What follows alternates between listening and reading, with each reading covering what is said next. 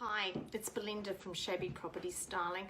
I just want to jump on a call with you today because there's something that's been bothering me this week, and I just want to put it out there that this is something that I'm really quite passionate about, and it doesn't matter how many times I tell this out in the social arena. I feel like it's not necessarily getting into people's brains the importance and the effect that property styling can have on your property.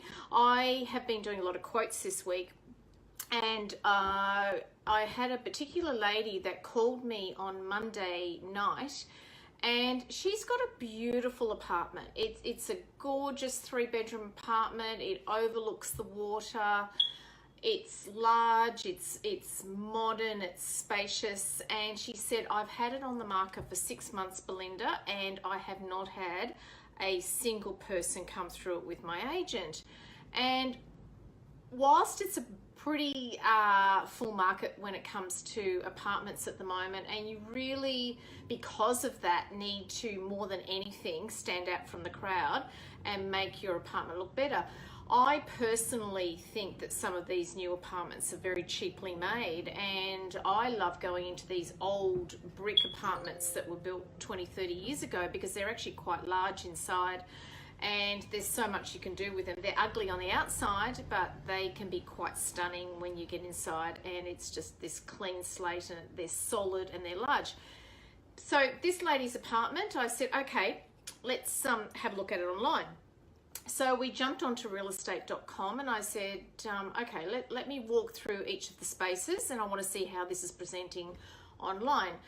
As soon as I looked at the apartment, I could immediately see what was wrong. And I said to her, look, you've got, first of all, your pictures are hung far too high on the wall. You've got too many of them, and they're very dated. I guessed her age. I said, look, looking at the style of your apartment, I will guess that you're between the age of 58 and 70. And she said, correct. And I suspect that you are not going to want to take all this furniture with you when you move into this self-contained retirement village that you're planning to move into. And she said, correct. And I said, well, how about you consider actually packing up a lot of those things and selling them now? Like that buffet unit you've got with all your porcelains in it, let's get it out of the unit now rather than you having to sell it after you've sold your property. And she said, oh, I hadn't thought about that. So that is number one, is if you're not taking it with you to your next property, get rid of it before you put your property on the market that you're currently living in. And then so much of the work is done after you've sold. So I said, you need to get that buffet unit out, a very dark antique mahogany buffet unit. She also had a very beautiful but dated dining room setting with antique chairs around it. She had a plastic tablecloth on the table.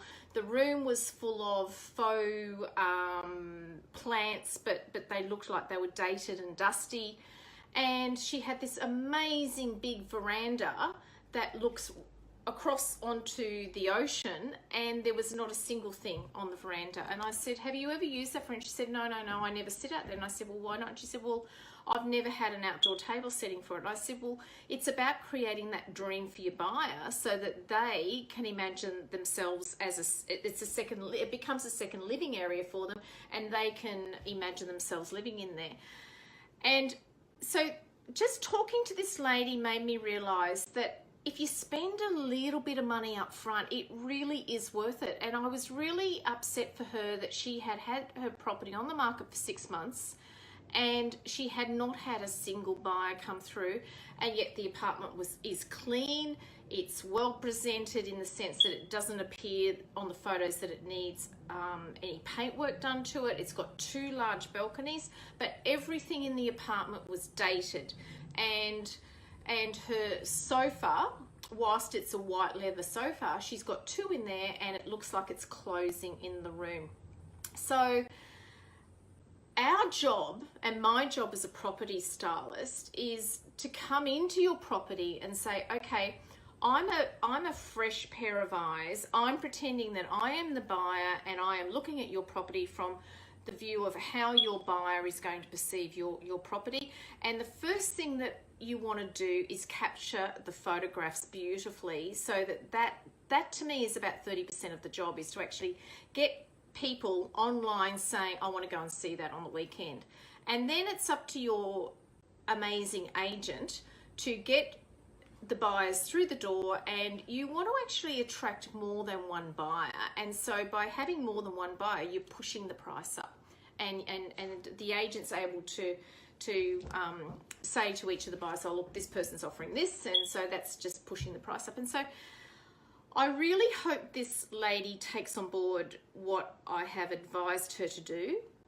She actually asked if she could put the furniture that wouldn't be used into the spare bedroom, and I said no. It's got to go into storage. If she's taking it with her, yes, put it into storage. It doesn't cost a lot of money for the time your property's being marketed to put furniture that you don't need into storage. But like I said, if you're not going to use it in your new property when you move, sell it now. Get rid of it now.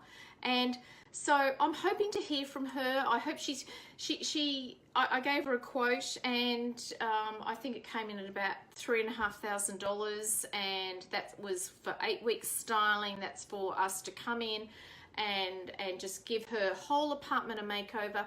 And that $3,500 she will get back tenfold, if not more, by one, first of all, even having a buyer come through a property, and two, it makes your agent's job so much easier if they've got a well-presented property to sell, and it makes their job easier, and it means that she can move on with her life. And I feel she's quite despondent about the fact that she can't sell a property, and I really hope that she realizes that property styling does work. So